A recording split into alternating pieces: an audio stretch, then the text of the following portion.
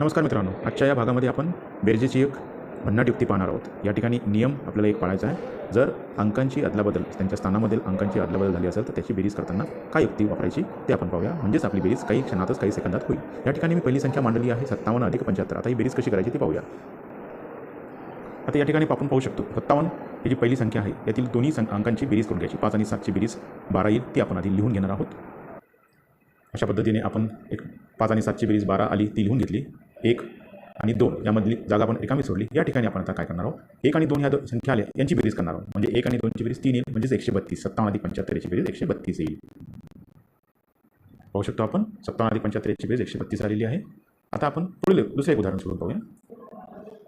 83 अधिक 38 हे एक उदाहरण घेतले। या ठिकाणी काय करायचं, आपल्याला 8 आणि 3 ची बेरीज करून घ्यायची, 11 येईल। आणि नंतर 11 आल्यानंतर 1 आणि 1 ची बेरीज 2 येईल, म्हणजेच 121 येईल यांची बेरीज। आपण पाहू शकतो या ठिकाणी 83 अधिक 38 याची बेरीज 121 आली। अजून एक उदाहरण आपण बघूया। 59 अधिक 95 यांची बेरीज करायची। नियम तोच आहे। 5 आणि 9 ची बेरीज करून घ्यायची, 14 येईल, ती आपण आधी लिहून घेणार आहोत। 5 आणि 9 ची बेरीज 14 आली, ती आपण लिहून घेतली। आणि यापुढे स्टेप आहे 1 आणि 4 ची बेरीज करायची, जी 5 येईल, ती या दोघांच्या मध्ये लिहायची। अशा पद्धतीने आपण 59 अधिक 95 ची बेरीज 154 काढली आहे। आता याच पद्धतीने याच युक्तीचा वापर करून एक संख्या देता आपण त्या संख्येची बेरीज किती येते ते आपण कॉमेंटमध्ये अवश्य लिहा।